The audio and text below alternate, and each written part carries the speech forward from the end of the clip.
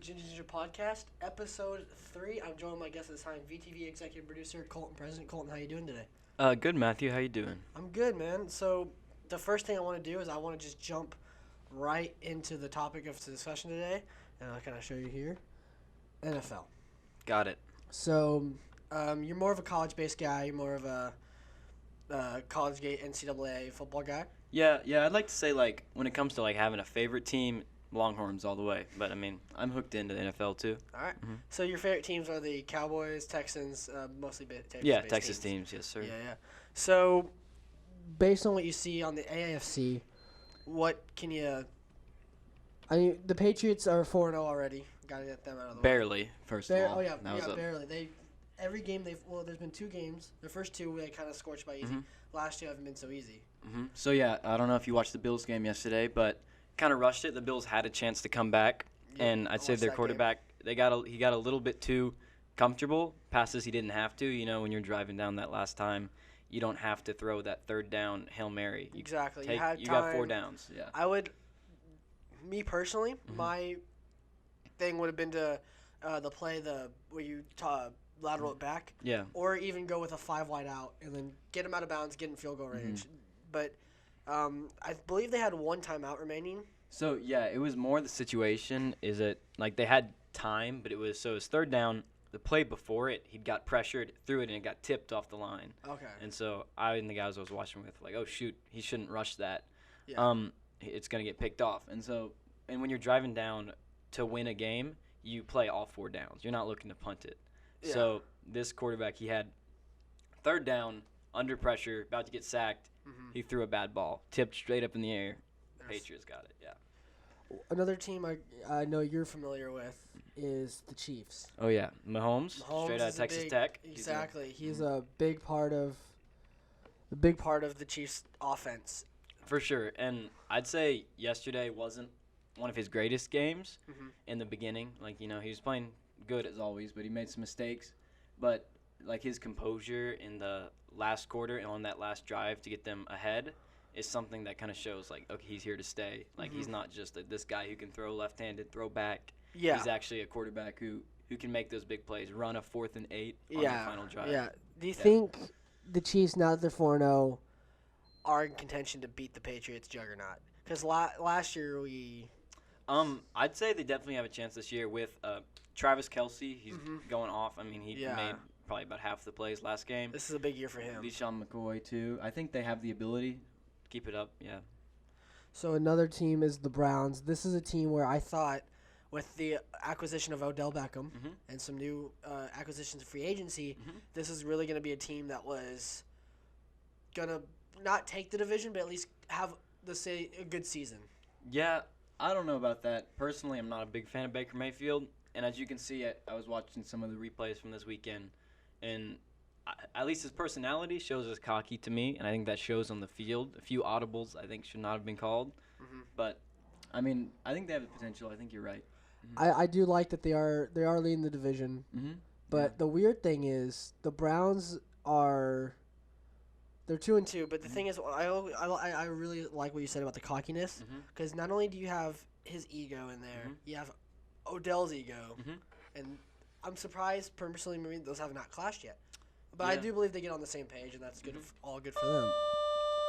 And then the AFC South leading are the Houston Texans. They are 2-2. Well, we actually had a 4-way tie in that one. Yeah, all 4 in the AFC South are tied, but right now they are leading because they have the most, I think, less points against. Yeah, basically, one of those stats. That's not going to end up sticking, but yeah. I think that's definitely the most competitive division right now to watch. We got a lot of teams, at least with each other, on an equal playing field.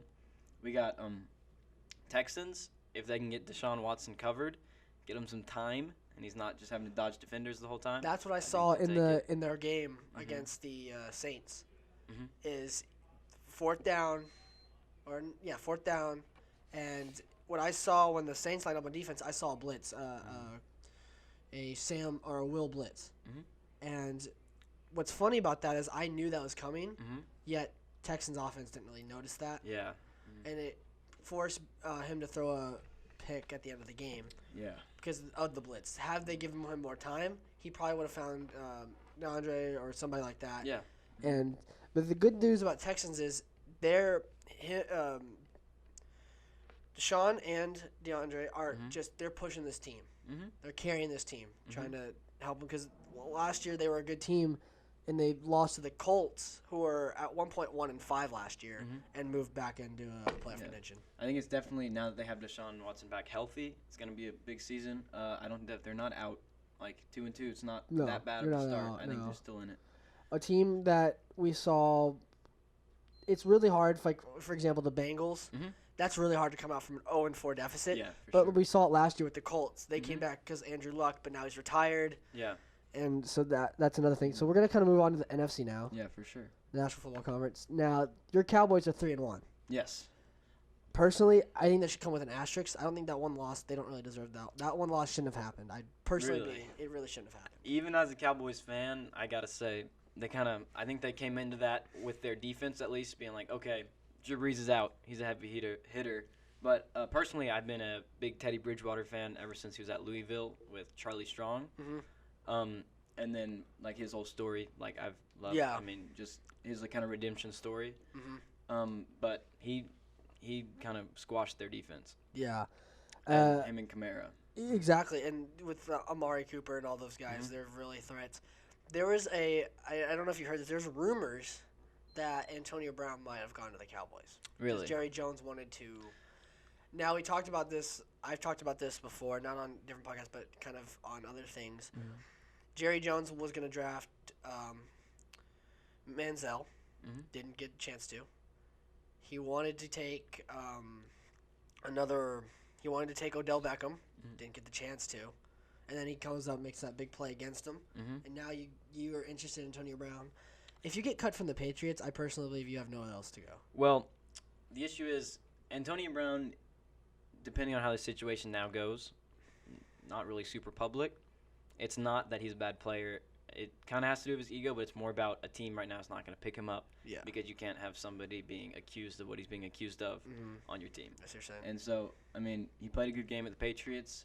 Cowboys definitely aren't going to pick him up now unless he changes, I think, completely who he is or something comes out that his whole allegations false. I see what you're saying, yeah. So our next topic of discussion is the 49ers. They're 3-0. This was a team that was at the bottom. And now they're 3-0. And it's because Jimmy Garoppolo. Yep, 100%.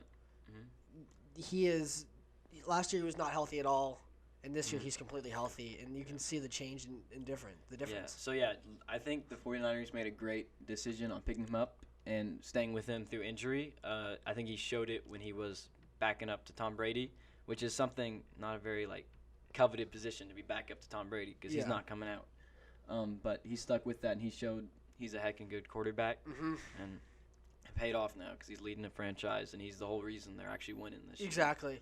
And the Packers are another team you wanted to talk about is Aaron Rodgers. This could potentially be his last season. Potentially. We don't know.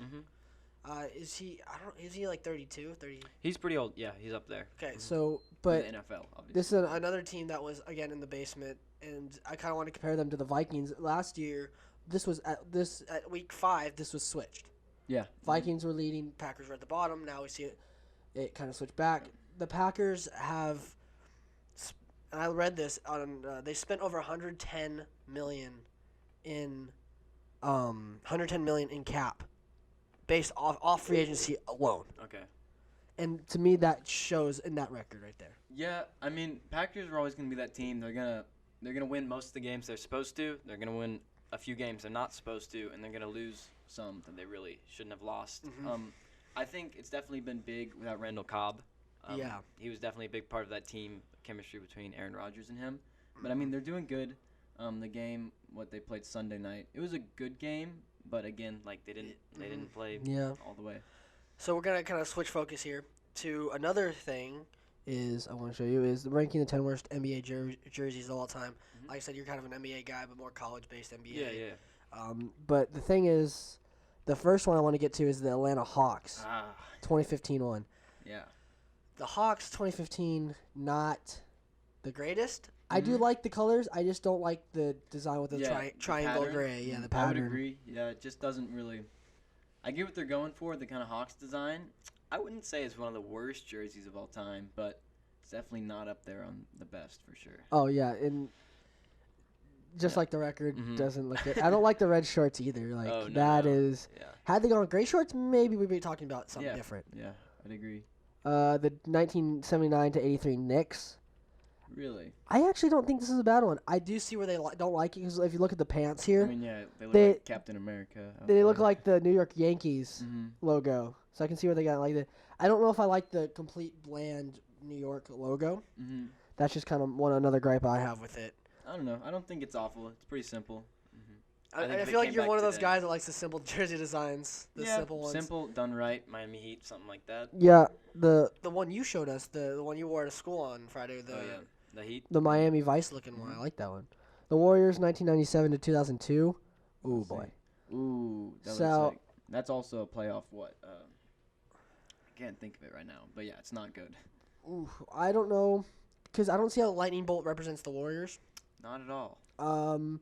Color scheme looks compared to what it is now. You don't when you look at the old Warriors jerseys compared to the new ones, you don't see this. Yeah, no. I mean, Warriors now I think heavily associated with the Bay, the bridge. Yep. There is none of that in that logo. Not even any blue. We're missing it. Exactly.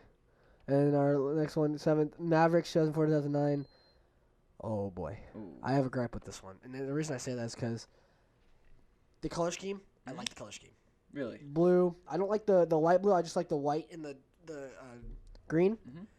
But there's so much they could have done with the logo instead of just saying Mavs. Because the Mavs font looks like a kid drew it. Yeah. That's just how I feel about it.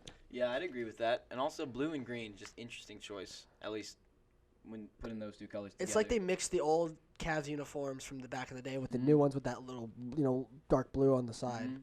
Yeah, definitely interesting. So our next one is the Wizards, 2006-2009. I actually don't mind these. Personally, I don't mind these. Yeah, I think the only thing they'd be getting at maybe the color. Like the puke. I don't know, the yellow. Yellow. It was. I don't know if that picture's doing it justice, but if it's closer to goldish yellow, yeah, I think it'd be decent. But it looks like it's kind of like you said, pukish. I can see now how some people might hate it because they thought the jersey, the yellow kind of go all the way back instead of the little stars on the side. Yeah, I think that looks pretty cool, honestly. I remember stars on the side, maybe. I remember when the Washington wasn't the Wizards; they were the Bullets. I remember that. I didn't know that was a team. Sorry. And then you got the Cavaliers, 1994-97. Now this, to me, oh boy. Okay, personally, I like the jersey. I like the layout of that little blue swoosh. Then they lose me in the number and where it says Cleveland. Yeah, that's what I was about to get to. I like the color scheme. I just don't like where it says Cleveland. Had probably they done the Cleveland logo and in the blue, that might make sense. But I don't like the little the copper contexting with the blue and the black. It doesn't seem like it's. Yeah, and also they got that 25 with a stroke of 100 on that. I don't know. I see what you're saying. Like the black too with the stroke. Yeah, I see what you're saying. Although I actually go back up, I like the shorts with that one. The shorts. Oh yeah, the shorts. Well. Oh, I love. So that's what I actually like. There's like the ones with the fades and then like the cuts down to the. I like those actually. If they redid that one, it'd be cool. I like the little logo off to the side here too. I don't know if this is the same logo they used today, but it looks like it just looks like a hoop and a ball going through it. Yeah, it looks like kind of like the Cavs logo. Yeah, and then we got the Spurs Military Appreciation Night. Military Appreciation. It shouldn't be classified as a bad jersey for me.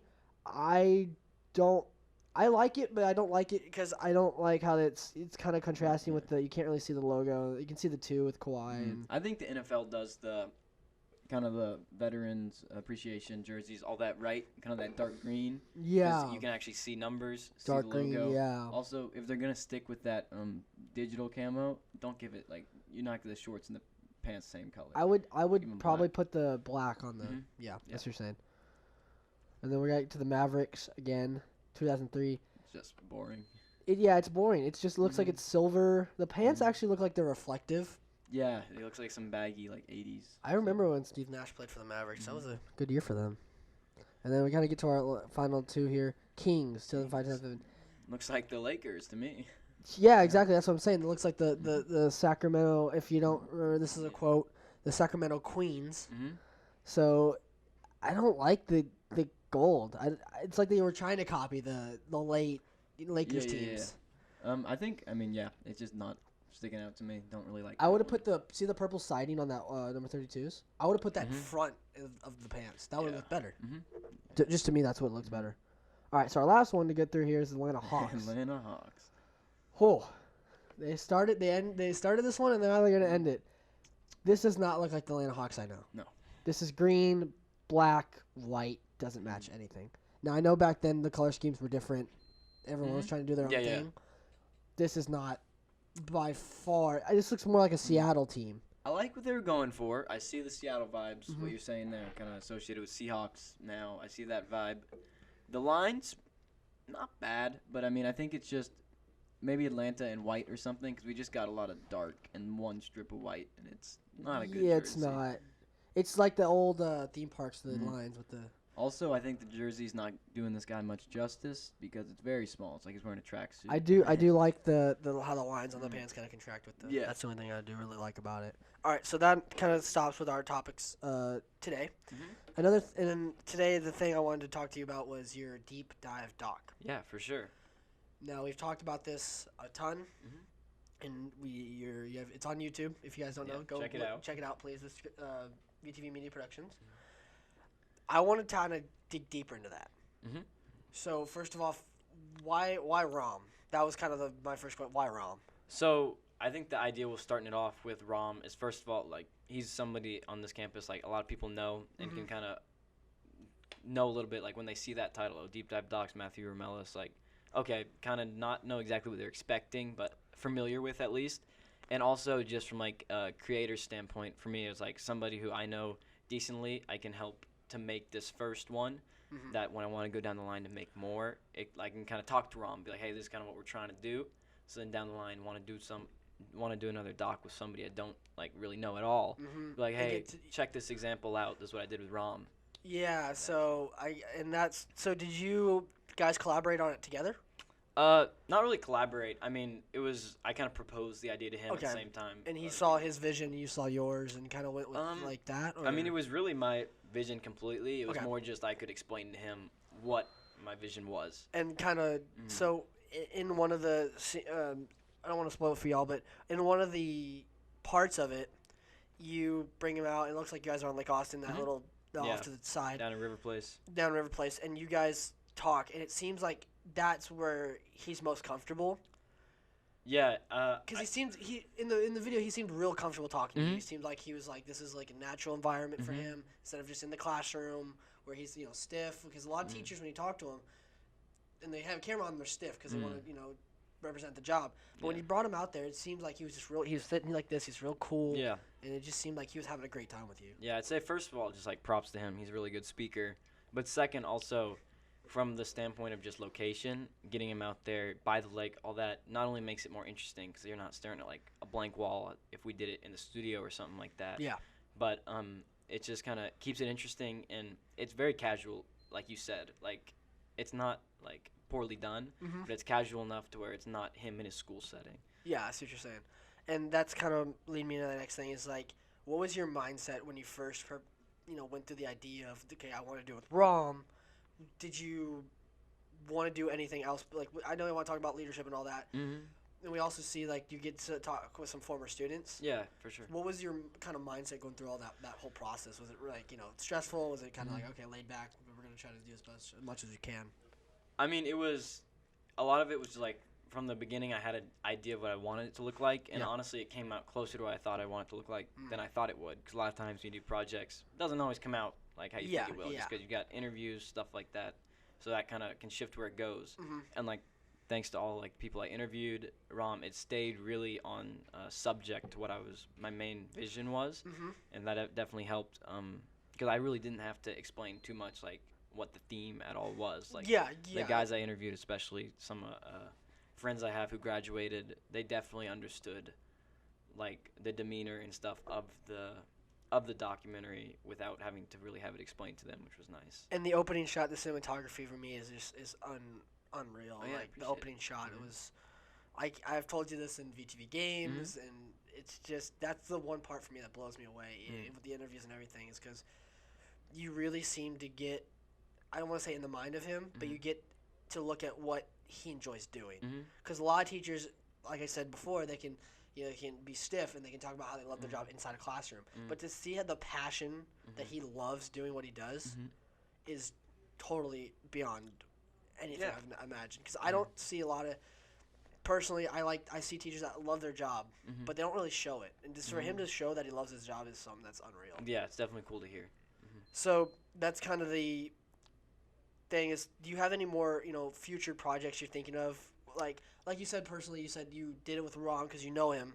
Are you thinking about doing something with someone you don't know and get to know more about them? Definitely want to break out into a few of the sports here at Vandegrift. Yeah. Probably get one with my classmate and like deep dive doc mate. We do it together. Yeah. He did one on football and 2 football guys, which y'all should totally check out once that's up.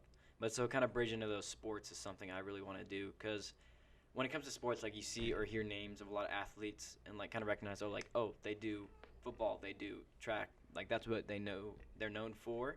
And so kind of the idea behind this concept is to be like, but they're also a person. Yeah. And so like kind of hear why they do this, what motivates them to do this, and like just their whole story, as opposed to just blah blah blah, they play football. Yeah. Wow. That's it. Yeah, that's great. So, are you looking to interview a player or more coach wise? I haven't really jumped into that yet. Definitely players upcoming. Okay. But gotcha. I hadn't really thought about doing a coach. That's definitely a good idea. All right. But yeah. All right. Well, Coltyn, that's all the time I got for you. That's all the Awesome. questions I have. But thank you for joining me, man. Thank Yeah, you for so sure. much. Appreciate of course. it, Matthew. Guys should be sure to check out Deep Dive Docs on YouTube, and be sure to check out the next Ginja Ninja coming at you whenever we can get it. All right, guys. I'll see you later. Thank you.